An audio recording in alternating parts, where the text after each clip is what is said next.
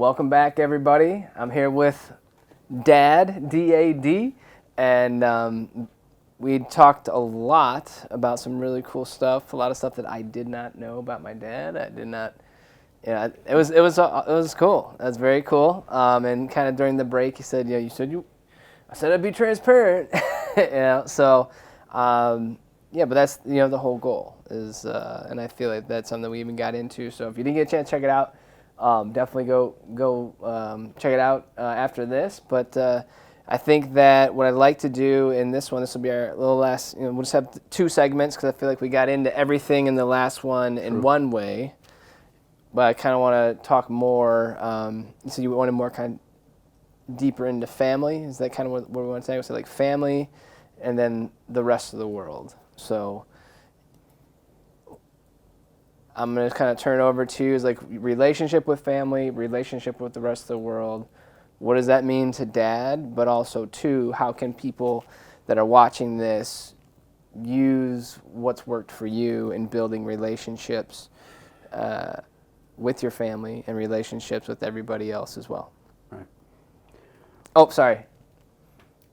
And we have matching. We forgot to talk about our matching. Our twinsy boots. So my dad you got these for me almost 12 years ago. So, sorry. Completely. That's about when I bought these too? Yeah. So, you just got SCHLEICHER'd right there. So sorry. Didn't want to forget. But, so relationship with family and the rest of the world. Now that I've ruined it. No, you haven't ruined anything yet. Yeah. So, one of the biggest things when I read out of 2 Peter in the first segment was we read through all these, and then the last thing was love. Mm-hmm. And it's almost like the first and the last thing always has to be love. All character qualities, everything has to be around love. Because love has to be unconditional, not conditional. So I never thought of it that way. Where it's like love is kind of like love is a characteristic that you want holding up all the other characteristics or encompassing. I don't know what I pick a word that speaks to you. Yeah, kind of thing. But that's cool. It encompasses the whole thing. Because the love we're talking about is like, I love you, my son. It's unconditional. It's not like I love my car or I love that couch. It's a cool couch, though. Oh, yeah, I know. The couch has been with us through many things. Many things. So, but the thing is for us, there's no such thing as a perfect scenario. We didn't always have the perfect family life. We didn't always have the perfect things. We always try to be it, and that was something too, is like being transparent about that stuff. It's like problems, yeah. We had marriage problems, we had these problems, we had financial challenges, everybody has them. Mm-hmm. But a lot of people do this, they hide it. Okay. Because it really doesn't matter how much you make, it's how you spend it too. Mm-hmm. You can be a millionaire and be burning it on alcohol every day that you are an alcoholic. And I don't mean a little bit, where it's affecting everything else, and if you don't stop soon, which I have that experience of a coworker drinking themselves to death. They chose to. They allowed everything to bother them and chose to drink, rather than reaching out and realizing there was somebody out there that would love them in their condition that they were in and would support them to fight it. So would you say, like, people too is like, no matter what you're going through, someone is experiencing not the same exact thing, but pretty much the same. Somebody's the same emotions, the same feelings, the same addictions, the same struggle. Like it just. And the same human struggle. I think that we all share the human struggle. Mm-hmm. And some of us struggle with, we're all addicted to something. Some are healthy, some are not. But we all have those things. But there is someone out there who will love you And support you and to support get you out of it. and get you out of it. So here's a question, because as I'm like on this topic, and I know this even for me, is just like there's a lot of things I couldn't ask for help, even if I knew that you love me and mom loved me and my like the brothers and our family's awesome. You know, we're very blessed. But it was like I didn't. You're talking about like having love be the thing that encompasses everything in your life and who you are. Like, how do you? What would you say to someone like that doesn't feel they love themselves enough? Like I feel like there's times where like I didn't feel I didn't matter enough to go bother other people with my problems. Been there, done that. Okay. Even in my faith, sometimes I don't feel worthy, because I'm so imperfect, and I'm afraid to ask. But that's like part of our maturing, part of our mentoring, is you can't be afraid to ask for help or support with something, because none of us are experts. Experts are experienced people in a topic, in anything, but they've had to have that experience or training. And even if they're in the training, they don't put the rookie out there with to talk to somebody right away. They go out and they go with another experienced person. So in other words, you're dealing with a situation. So let's just use a simple topic, student teaching. Yeah. They send them out with a mature teacher into the classroom scene so they can learn what it's like. You can get all the classroom all you want. You're still the student about teaching. You're learning about teaching. But until you go and do it, you may find you may not like it. We know somebody that experienced that. They went into school to be a teacher and they chose not to do it. That's okay, because it's better that than to go through the whole process and go get the job and then hate it and not figure out how to get out. And could you imagine every day without Josiah working with you if he was if he chose to be a teacher? Yeah. I'm talking about my brother Joe. So I am blessed. yeah. And, that's the thing, is I am blessed with every one of you, and getting to get quality time with each one of you, like quality time with you, just like doing this. Josiah, getting to do some things with him, working with him, getting to go to the Ryder Cup. Jonathan, That was cool. Jonathan doing next level training from Discovery, Breakthrough, and VIP. VIP we did together. Those were weeks and months that we spent together. And Jared, just he stayed here he stayed in my house, and it's just that relationship that you can have with young adults that you're kids. Because it's one thing to be a parent and have them as a kid. It's a whole nother thing when you get to be, I don't want to use the term buds, but we are buds in a sense, but I'm still dad. If you cross the line, I will let you know. Yeah. But the thing is, you never, my experience in that, in all these years, late years, it doesn't happen, because you guys all have good character. But it's just like spending time with you. It's like the most important thing in my life right now is having time with my children and my grandchildren, and I mean your wives also. It's you, because Well, they're a big reason why you do want to hang out with us, is because they've made us better. They're continuing to make us better sons for you. Yeah, the process of being a parent. So it's good, but to get to the situation where I used that example earlier, is we've got to be able to use our voice, and it's pride, even in that situation. I don't know for sure, I'm just saying, but pride gets in our way in many things, both good and bad, because like fear of failure, that's been one of my challenges I've had that whole life.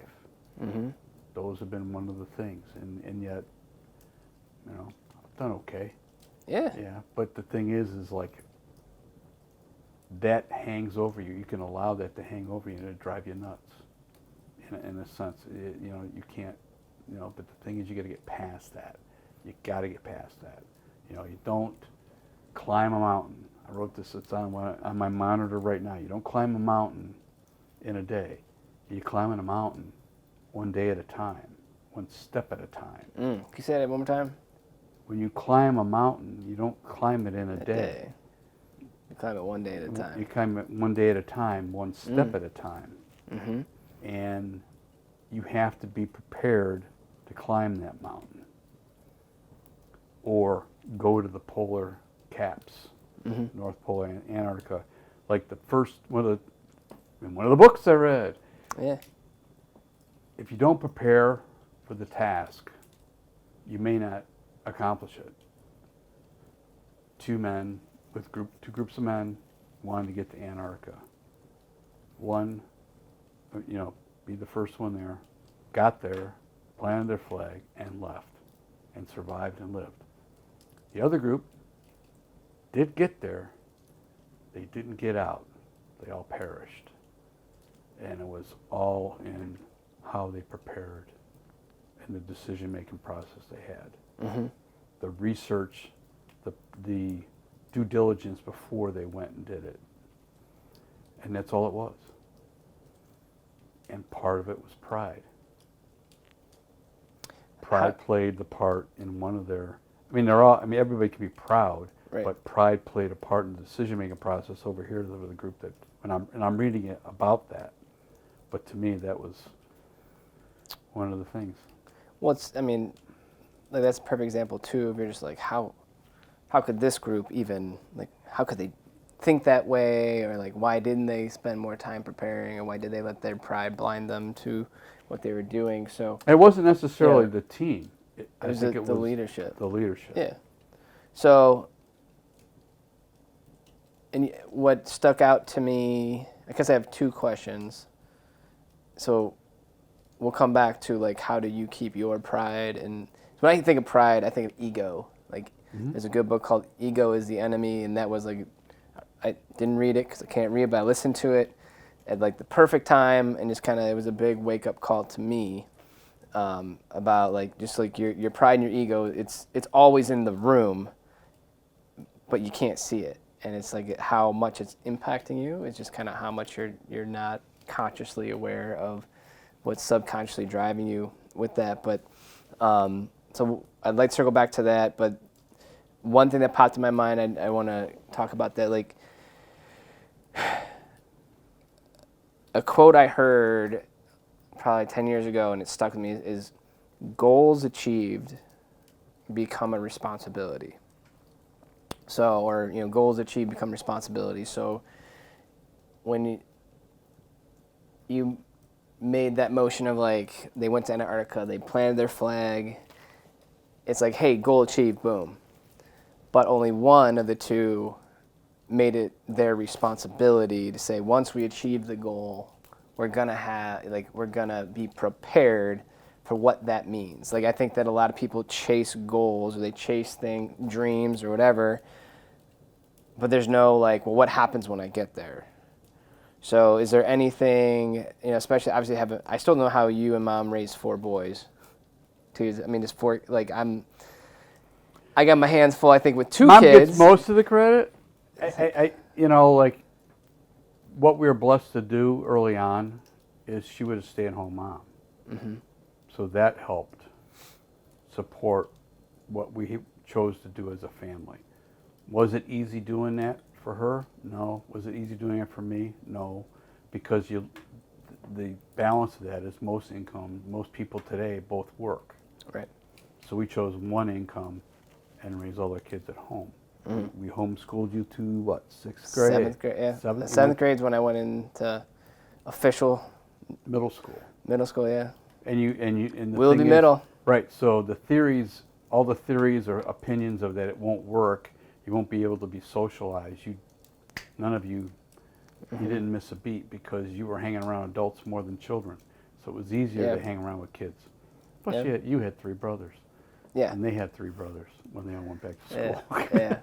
So, that's, Yes, I guess how would you tell people, based on your experience, your heart knowledge, to kind of plan for the goal you're after, but also be planning for what do I do once I get there? Like how do you deal with the responsibility of? I think you're talking about fear of failure. Everybody's afraid like things won't go my way, but when they do go people's way, it's sometimes even worse. Like the failure is kind of keeping you from having to grow up, or like failures sometimes keeping you from having to face situations that maybe you're not really prepared for, or not ready for. So when the failure does finally become a success, every now and then, Yeah, and things because you get to push through it. You have to. push through it, and then you're like, oh crap, things went my way. Now what do I do? Well, in my industry, it's all about the sale, writing the order, and that kind of stuff. But I started out in engineering, and that's like getting the project done, a deadline, and I was always working against a deadline. And technically, even in sales, for what we do is based on a deadline for a bid on a project under construction that's going to go into construction. You bid on it, so we have a deadline. You're always working against a deadline. So sometimes you hit it, sometimes you don't. Sometimes you ask for an extension, and and eventually get that process completed. But the being goal oriented is also being able. You mentioned earlier being able to shift.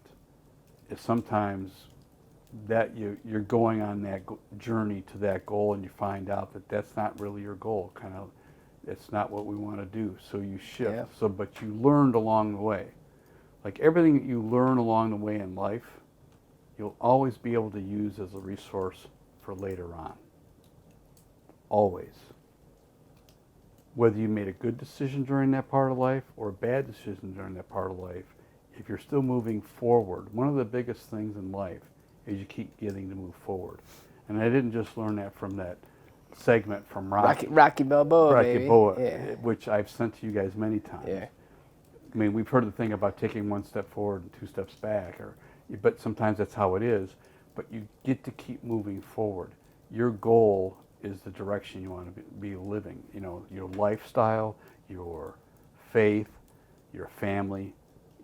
Doesn't matter how many children you choose to have. I always wish you had more because it's such a blessing. I mean specifically telling you to have more. I remember that wasn't subliminal. No, you're good. No, I just remember I think JJ was like 3 months old, and I was so nervous. I was always just trying to be the best. I want to be the best dad. I want to be like. But I remember at the baby shower, I finally had my aha moment where we were loading up some of the presents in your car, and you're gonna drop them off at our house. And I'm like, I had that light bulb moment. I'm like, Dad, all I gotta do is be like a fraction of you, and I'll be awesome. Like I'll be like winning dad awards if I'm just like 0.1% of what you've been for us. So like.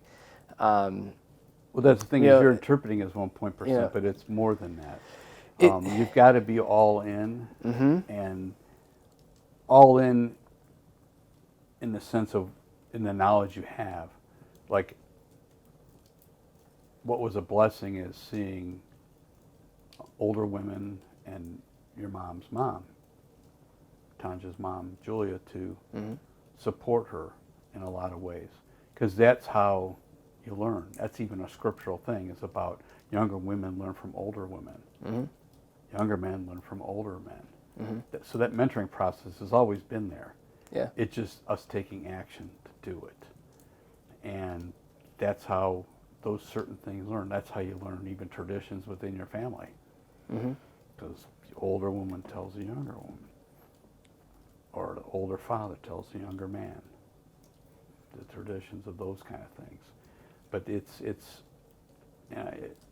which are very important. Like, I'm excited that we're all having Thanksgiving together, in a couple days, and I'm gonna eat my face off.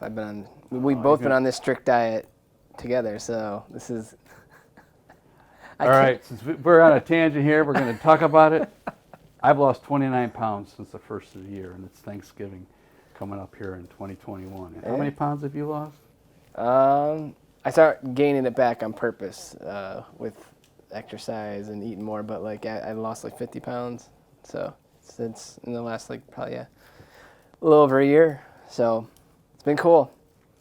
Been cool. We were in Colorado and you would see my meals and you're like, James, tomorrow I'm going to eat like you. And then tomorrow would come and you would kind of eat a little bit better. And then tomorrow I'm going to eat like you. After Father's Day of this year. Yeah. Started working out. So, but yes, so anything's possible. So I think, but you're talking about the comment you made, you just got to be all in. So like, just again, like losing the weight. Yeah. Instead of like tiptoeing around or kind of being in, you know, like, hey, Monday I'll be dedicated to my family. Tuesday I'll see what happens. Yeah, Wednesday I'll circle back and see how my family's doing, kind of thing. So like, I think that's a good point of like me thinking like if I'm just a fraction of you, then JJ, you know, JJ and I didn't know Julia was on, you know, in the future, but like just JJ and Julia, they'll have a dad they can be proud of if I'm a fraction of you. But it's like I'll never, like it's not about being like, hey, I have to be this exact percentile of what my dad was to me, or this exact percentile of what my mentor was to me, or what my boss was to me, or my, you know, whoever those people are in your life. But it's like if you're all in, you can't help but get better, and you can't help but positively impact the people around you if you're all in on just trying to be your best self every day. And I'm not saying I was a perfect example of that back then, but it's because I didn't have that term. I didn't have that term usage. I have it now. And the thing is, I was giving all that I think I could give. And but you can always give a little bit more. And it's a commitment. It isn't just all in. You're committed. Like I'm committed to my new eating lifestyle. It's not a diet. It's a lifestyle change. It's my new eating habits. Oh, so proud. So proud. And but the thing is, I'll throw this out now to get it, just another word. It's not just another word. Humility is. I had a goal to lose weight, and I've even adjusted the goal to lose more. But when it started out, I was just like, how am I going to do this? And it's still, like I said earlier, about a step at a time. And I'm one meal at a time. and then I'm achieving success with it. But you know, it's getting into this where I'm in my 7th decade now, and what am I doing next? Is I hope I get to mentor people more. And I don't plan on retiring. I may retire from what I'm doing now, but I don't plan on that for quite a few more years, as long as I can stay as active as I am fortunate enough to do. But getting back to the whole family thing is like, I'm a man about traditions. Some of them old, some of them are new. But the thing is getting together as a family, that's like, to me, the lottery. Like, I value that. That is the word priceless. It's more than winning the lottery. It's priceless. You know, I remember times with my grandparents, and on both sides, my mom and my dad. It's just like, I think back about those priceless times.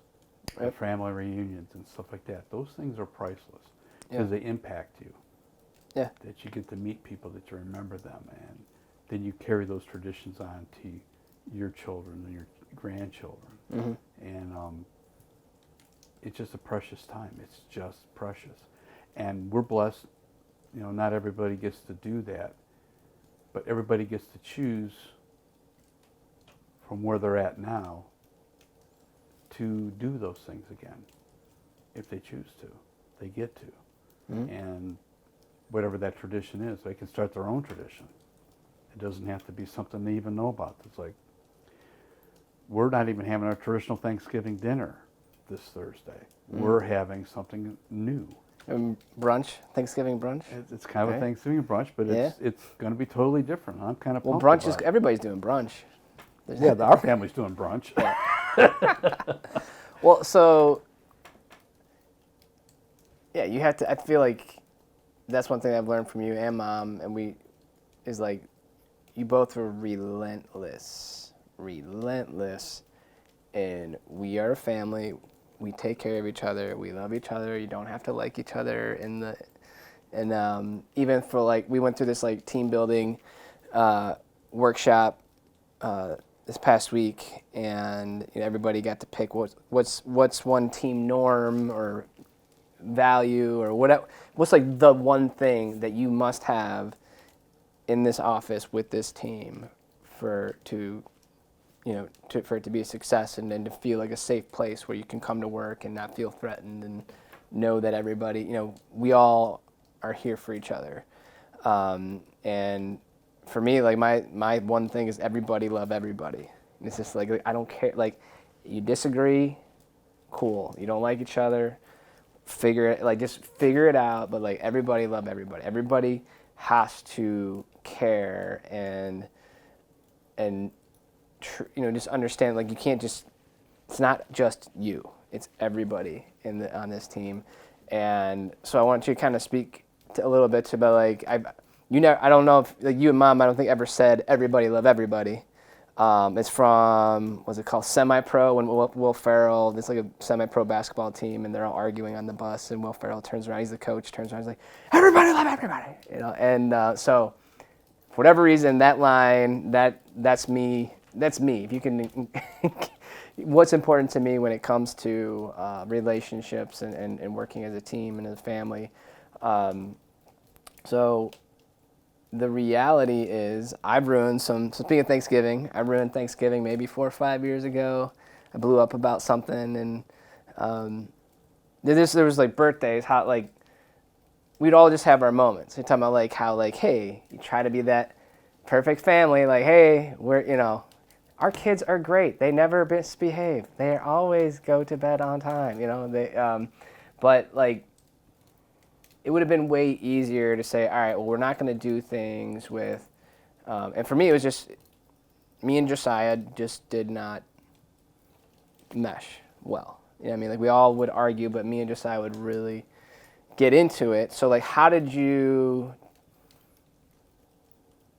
just basically never decide to say, okay, well, we're just gonna, like, we'll have a birthday party for Josiah, but James will not be invited, and we'll have a birthday, well, hey, we'll have a Thanksgiving brunch with Josiah, and then we'll have a Thanksgiving lunch with James, or like, how did you, like, just relentlessly be like, you know what, we're family, we get together, and that's what we do. Like, how is that something you and Mom talked about, or is this something you two just did? Yes. Okay. Yes. Sorry. You're asking me to remember things over a period of 40 years. Yes. Yes. The thing is,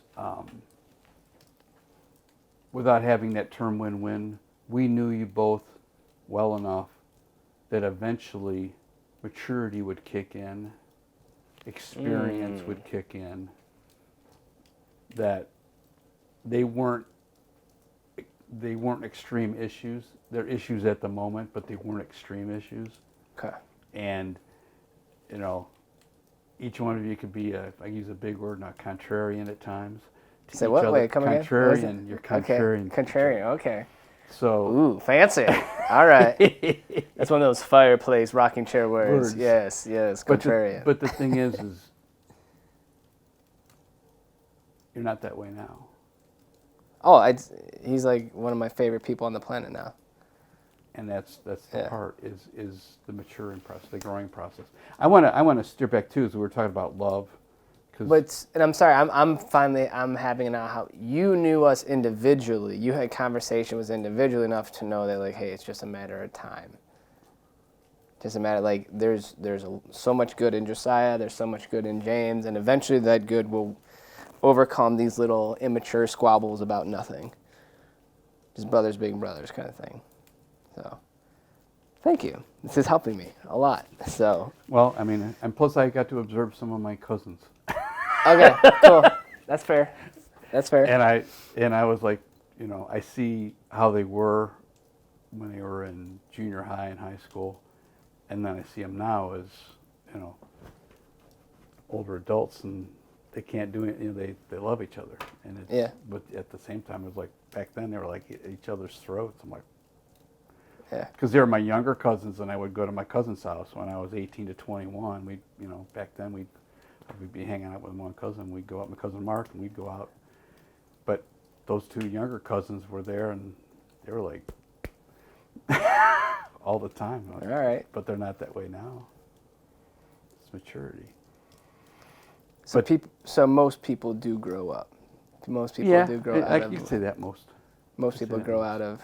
Right. All right. But I wanted to throw another word out there because we were talking about loving encompasses everything, and one of the biggest things that comes with love is an attached word that goes with it is forgiveness. And we talk about unconditional love. The most important thing is to forgive and forget. That's unconditional forgiveness. Mm-hmm. So when you forgive somebody, you let it go. When you forgive somebody, the good book, the Bible talks about tossing it from the east to the west. If you could toss it from the east to the west, it's an infinite direction. You're not going to see it again. So when you forgive somebody, you don't bring it up again and throw it in their face when you're upset with them over something else. Or even if they repeat it. Mm-hmm. Because we make mistakes, even repetitively. Some are bigger than others, but even the little ones, when they're repeated, can become a real irritant. And it's like, a lot of times we don't do it intentionally. It's just, oh yeah, I forgot. Yeah. I'm a squirrel, you know that. So, Schleicher squirrels, baby. So that's, Schleicher squirrels. Catch us if you can. That's why I sit like this and look at you in the eye when we're talking, so I don't wander. Yeah, there you go. There you go. So eye contact's important. Focus. Very good. So I guess, what else? I don't know, you gotta love what you're doing. It's important. Life isn't always fun, but the things you choose, when you choose a relationship, when you choose marriage, there's hard times, there's good times, there's sad times, there's bad times, Mm-hmm. and there's unhealthy times. What I mean by unhealthy, I mean sickness, sin, and health. And, if I could do it again, I'm going to be much more committed to that. Mm-hmm. That I'll use my voice, but I won't be a wallflower, and I won't get walked over. I'm not saying Tanya was walking over me. I'm just saying, like, I need to communicate better. Yeah. So one of the things in relationships is communicating. Yes. And not holding it in. That's me.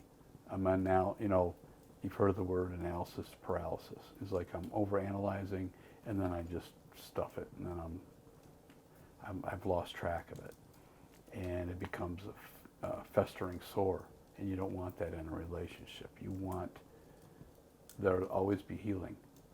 There could be a scar, but it's healed. But a festering sore never heals. So Okay.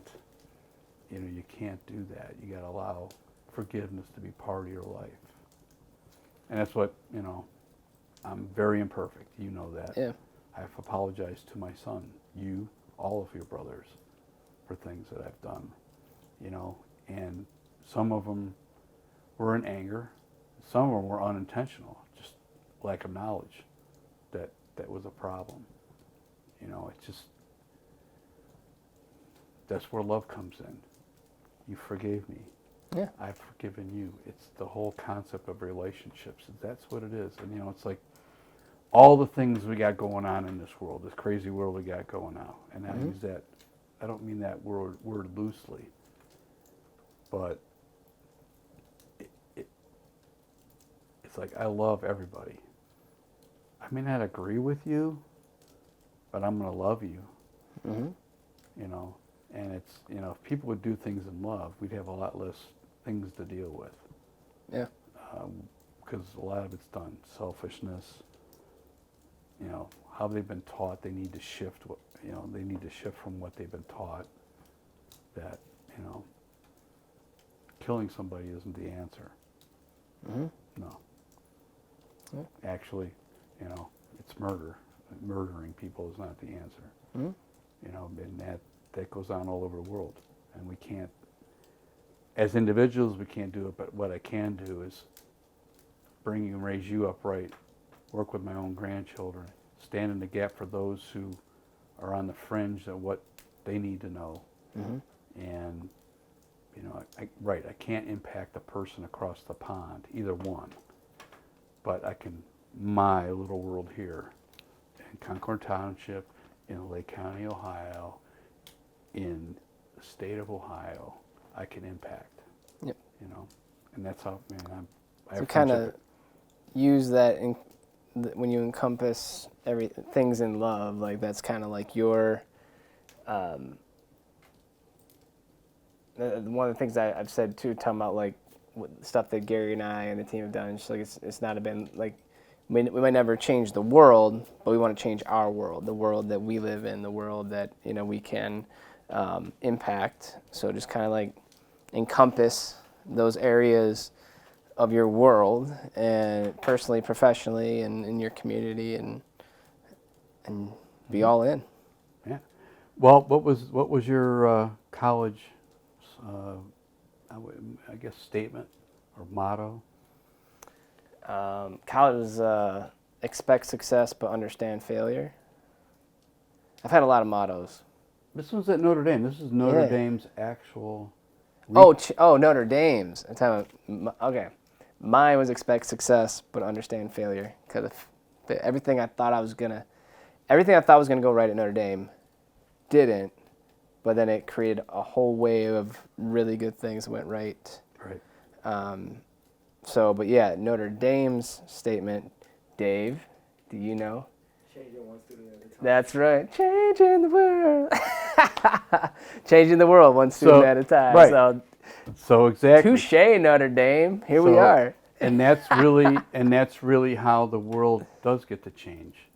In my world, it changes me impacting one person at a time. Yeah. You know, and it's not coercing them, it's walking in truth. Remember I talked earlier, truth isn't smoke. Truth is truth. It's that plumb line. It doesn't change. The plumb line, It doesn't yes. waver. It stays. It's steady. It doesn't waver. It's always there. For hundreds and thousands of years, it stays. And that's the thing, as each person will be willing to live by that plumb line, it happens. Because you can print all the laws you want. You can say you can't do this and you can't do that. You know, the world works from the outside in, telling you got to do this, you got to do that, you got to do that. God works from the inside out.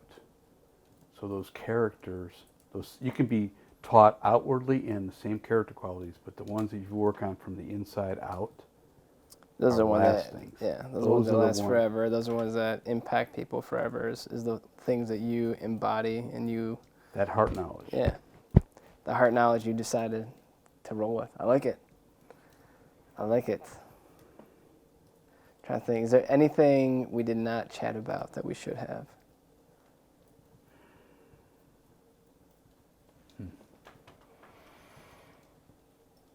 I think we've pretty much covered it all. Okay. And we've talked about a lot more than I expected to talk about. Yeah, So I just want to thank James for doing this. Being that I've seen a lot of the videos where they're presented in an office space, I didn't think I'd be ever sitting here. So I thank you for allowing me to do that. It's a privilege and an honor to do this for you, James. And you're doing it for me because I can't wait to tell everybody I did this. I can't wait to tell everybody too. So, very good. Well, I love you, Pops. So. Love you.